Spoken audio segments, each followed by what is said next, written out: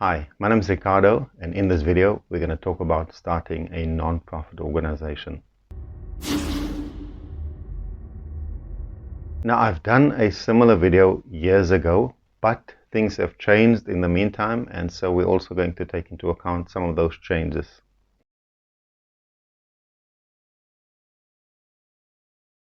So what hasn't changed is that we only have three entities available, and that's the Voluntary Association, the non-profit trust, and the non-profit company. Now, quick summary. Voluntary Association is established in terms of common law. It operates with its constitution, and it's got a governing board, and it has governing board members. Now, we do not have a Voluntary Associations Act, because the common law is basically those decisions that the courts have issued and that have developed over time. And so the voluntary association is governed in terms of, the common law. Now, the reality is that a voluntary association, at least theoretically, doesn't need to have a written constitution. But if it wants to open a bank account in today's terms, it will be required to have a written constitution. Most likely, it will be required to be registered in terms of the Non-Profit Organizations Act. But the Voluntary Association is the most popular non-profit legal entity in South Africa. It's fairly easy to establish, and it's quite popular because we have a lot of community-based organizations, and that's the preferred option, especially for community-based organizations, but not exclusively for community-based organizations. There are some of the bigger organizations that are set up as voluntary associations. The second one is a non-profit trust. Now, the trust is registered in terms of the Trust Property Control Act, and registration takes place with the Master of the High Court, and there are various offices situated outside of South Africa. Now, in order for a trust to exist, it must register in terms of the Trust Property Control Act, and that registration happens with the Master of the High Court, and as part of the application process, the trust deed gets submitted to the Master of the High Court. Now, once registered, the trust is issued with the letters of authority, and that would list, the name of the trust, the name of the trustees, the date when it was registered, and also the registration number. Now, our law doesn't recognize a trust as a body corporate. It's got a unique legal personality. We're not going to go into detail regarding that. There are well-established principles in terms of our law, but in essence, the Supreme Court has recognized that we're dealing with a legal entity when we're dealing with a trust. So the third option is the non-profit company, and that is incorporated in terms of the Companies Act, and that takes place with the Companies and Intellectual Property Commission. Now, that commission is based in Pretoria, but there is an online process for the, if you want to incorporate a company. And the founding document for the company is the Memorandum of Incorporation. Now, it's both the Companies Act and the regulations that are important in terms of the governance of the company. Now, those are the three options when setting up a non-profit legal entity. There is another option for organizations that have been registered or incorporated outside of South Africa that can also set up as an external company in South Africa. And that basically means that there's no new entity coming into existence, but it's the entity that's been incorporated elsewhere that's now registered in South Africa. So it's the same board members, the same founding documents, but when operating in South Africa, the provisions of the Companies Act would then apply to that entity, and that entity may then also apply for tax exemption, and in certain instances may obtain tax exemption. So those are the three entities available in the South African context, and usually that's the first decision you have to make in terms of setting up an organization. Well, the first one would be, if it's an international body, whether you want to register an external entity or if you want to set up a local entity. But assuming we're dealing with a local entity, your first choice is basically between those three. Now, I just want to make a few comments on those three options. The first is that often I'm asked, but what's the difference between the NPO and the NPC? Now, if you look at those three options, they all non-profit organizations. In terms of the Non-Profit Organizations Act, there are two important definitions. The one is a definition for non-profit organization, and that definition refers to those three entities: a voluntary association, non-profit trust, and a non-profit company. And then there's a definition for registered non-profit organizations, which means any of those three that are registered in terms of the Non-Profit Organizations Act. So I suspect when people do ask me what's the difference between the NPO and the NPC, they actually mean what's the difference between a voluntary association and a non-profit company. And you know, it's the legal person that's different. Different governing laws, different founding documents, you know, and different registration processes. The second issue that I want to point out is that it is possible to operate multiple entities. You know, sometimes an organization may set up a second entity, either to do business, and that might be a for-profit entity, or it may set up a second entity to hold property, you know, on behalf of the organization. So that's a fairly common practice. But what I've also encountered is that sometimes, you know, a non-profit company would be incorporated, but those involved with the organization may hear from others that, look, you need to have a constitution in order to apply for registration in terms of the Non-Profit Organizations Act. So that might be technically correct, but if you talk about a constitution, then the definition of a constitution in the Non-Profit Organizations Act includes a trust deed and a memorandum of incorporation. So for a company, for example, the constitution is actually the memorandum of incorporation. So you don't need, and you shouldn't, you know, adopt another constitution, because if you do that, then it creates some confusion. Often I've seen, you know, the clauses are conflicting, and in some instances it actually says that a new entity is coming into existence.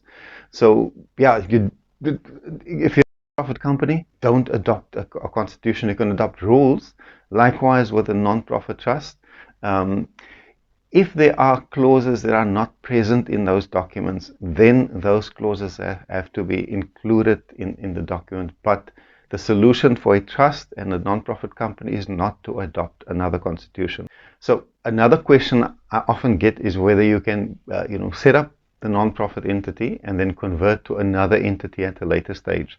Now, firstly, if you set up a non-profit entity, you cannot convert to a for-profit entity at a later stage. There's not time for us to deal with that in detail, but the reality is you can't do that.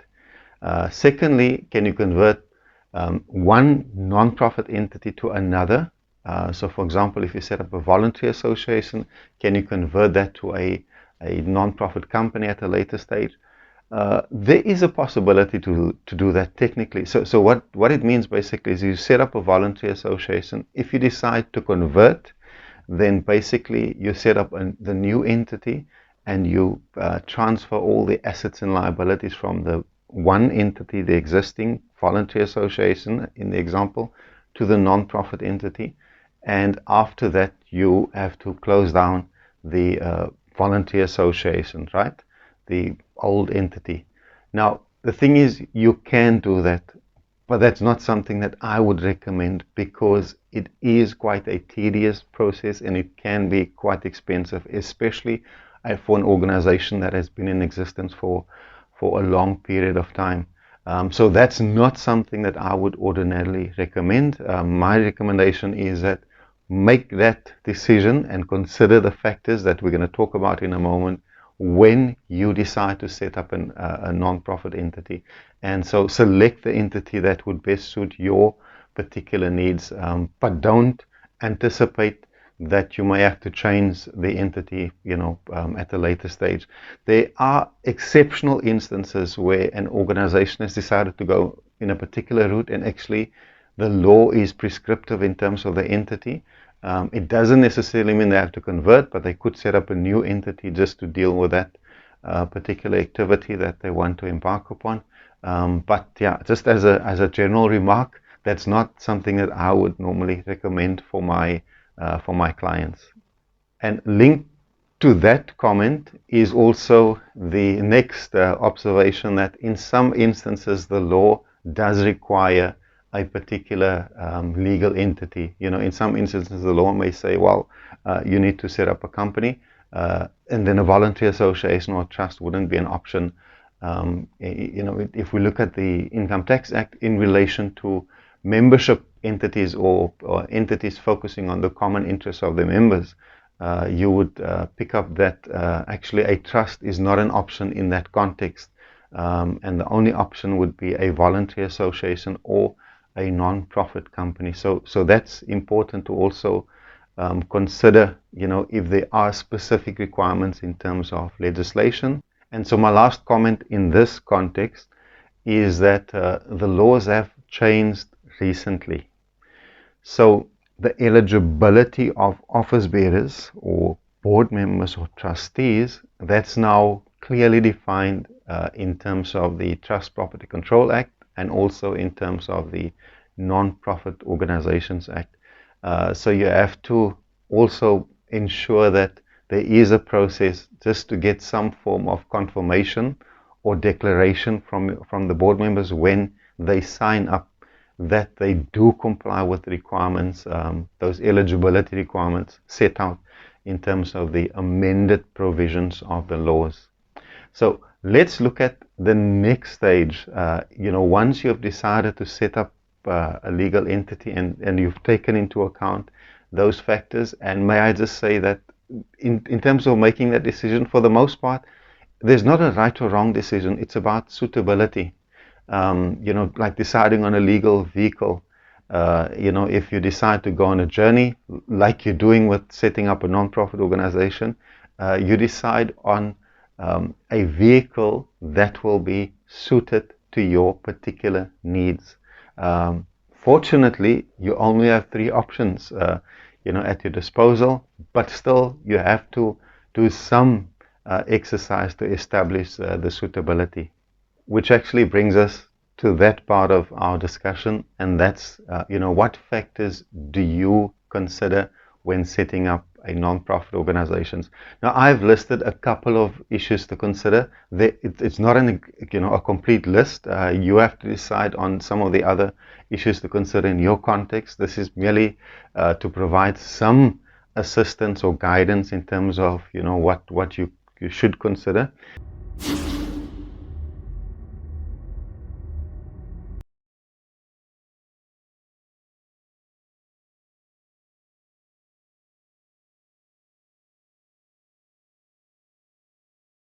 So the first issue that I recommend you consider is complexity. Now, if we look at those 3 options, as I mentioned previously, the voluntary association is the easier option. Its main compliance document is its constitution, and then you also have to take into account the common law. With a trust, it's the Trust Property Control Act and the trust deed and the common law. But the Trust Property Control Act is not a lengthy and complicated piece of legislation. So there's more, formality and regulation compared to the voluntary association, but it's not as complicated. Then we have the Companies Act, which is quite a lengthy piece of legislation, and you also have to take into account the regulations. Now, that does not mean that it's negative.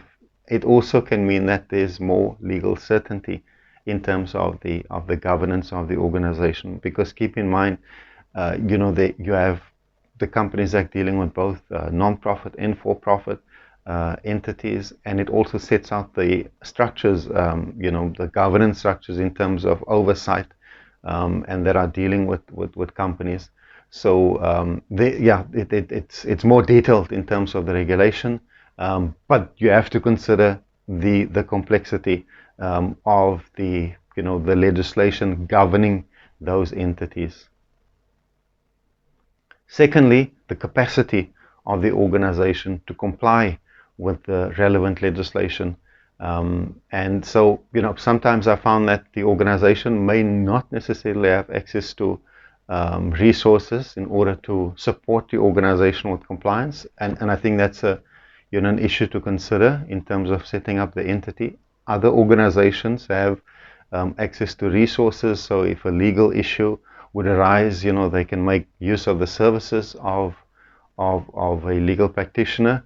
But also to keep in mind, even if you do not have access, there is some provision in terms of our legal system for pro bono legal services. So do not exclude that option. But the capacity, the internal capacity to comply is important. Now, another issue to consider is the internal accountability and legal certainty. Now, because you have, for example, the Companies Act that is more detailed in terms of regulation, it deals with the standards of conduct of directors, deals with what can be done and cannot be done in terms of certain transactions, also what happens at dissolution. It deals with annual financial statements. The regulations are specific in terms of when an audit is required, or audited financial statements are required. Annual returns must be submitted to the CIPC.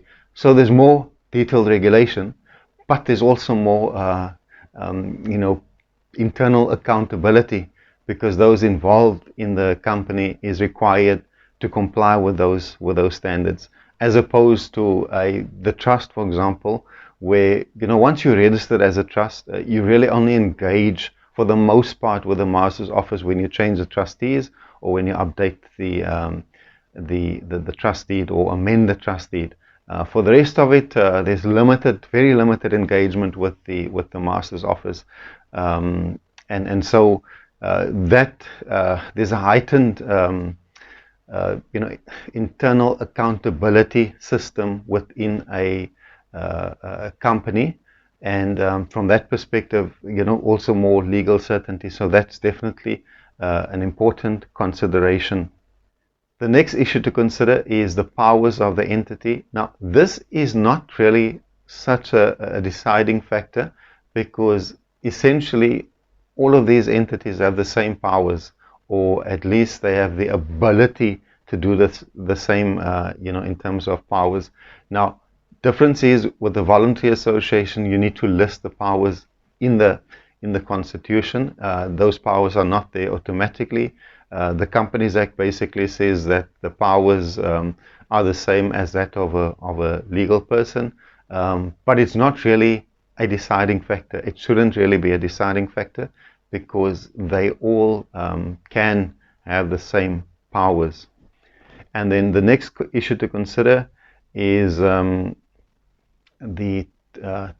taxation of the organization. More likely, if you set up a non-profit organization, you may want to apply for tax exemption, but there are some issues to consider in terms of the Income Tax Act, depending on the form of taxation that the organization will apply. For the most part, organizations would, at least those that I'm working with, would apply to become an approved public benefit organization, but that's not the only form of tax exemption offered to non-profits in terms of the Income Tax Act.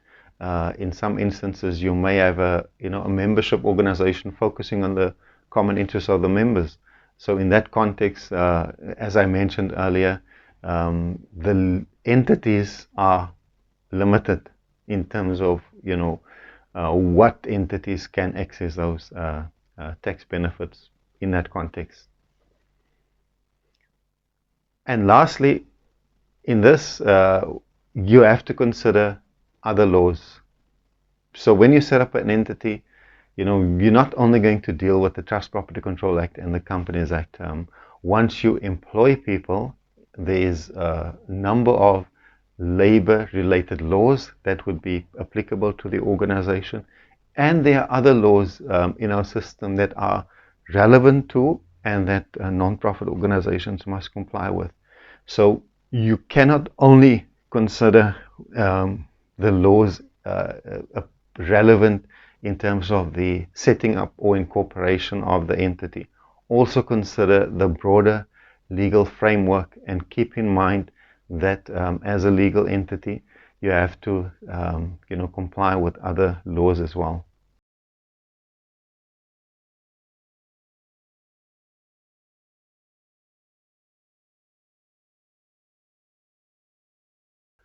So that's the one key issue to decide on when you set up a non-profit legal entity.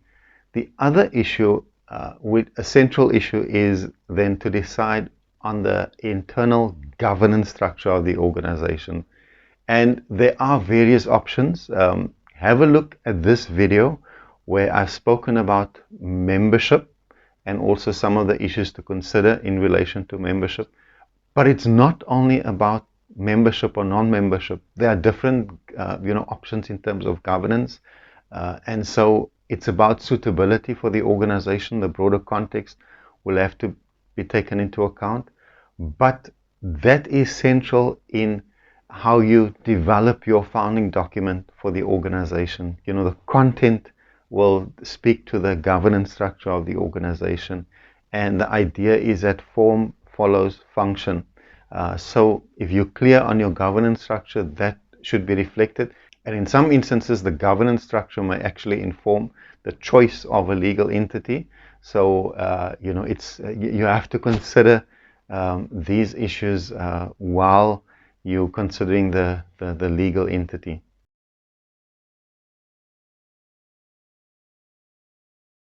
Just a note at this stage is that there are a lot of model or sample documents available in terms of the founding documents. I would caution against just adopting a document, as a model or sample document. You have to engage with the document. Don't just insert the name of the entity and the objectives and then sign it. That's not something I would recommend. Make time to engage with that. That is, it's referred to as the founding document, so it's quite an important document in terms of the governance.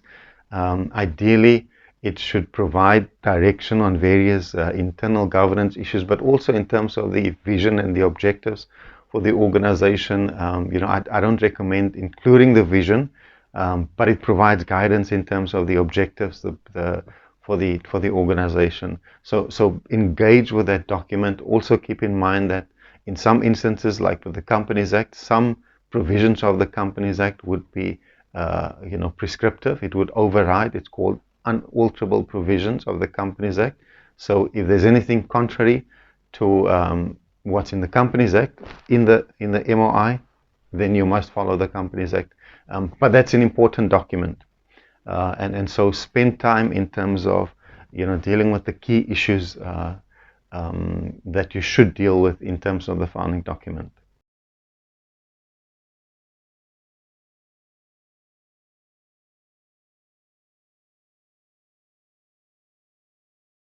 So two important steps once you've set up your entity. The one is registration in terms of the Non-Profit Organizations Act. The other one is to apply for tax exemption. Very briefly, there's some changes that have been introduced to the Non-Profit Organizations Act. So it's not only a voluntary process anymore. You have to consider if the organization is required to be registered in terms of the Non-Profit Organizations Act. If it's not required, if you want to voluntarily register, but keep in mind also that there are additional reporting requirements, and as I mentioned earlier, also eligibility requirements for board members. So those aspects must be kept into mind. Also, the next step is to apply for tax exemption. Now, that must be kept in mind when you start with the formulation of your filing document, and in fact, when you consider the appropriate legal entity. As I said, there are some relevant issues to consider, and there are some clauses that must be in the filing document in terms of that application for tax exemption.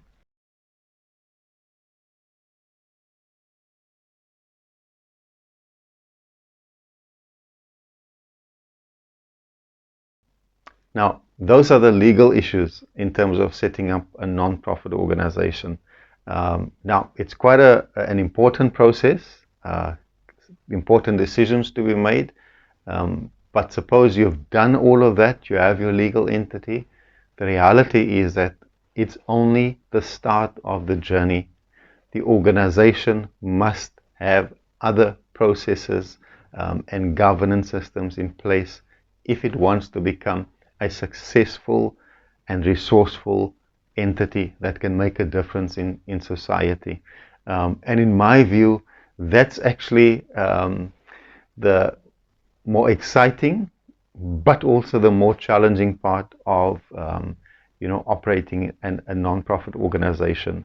Now, like I said, look, there's steps in the process, but you don't go from one box to the other. You have to consider all of these while you embark on this journey.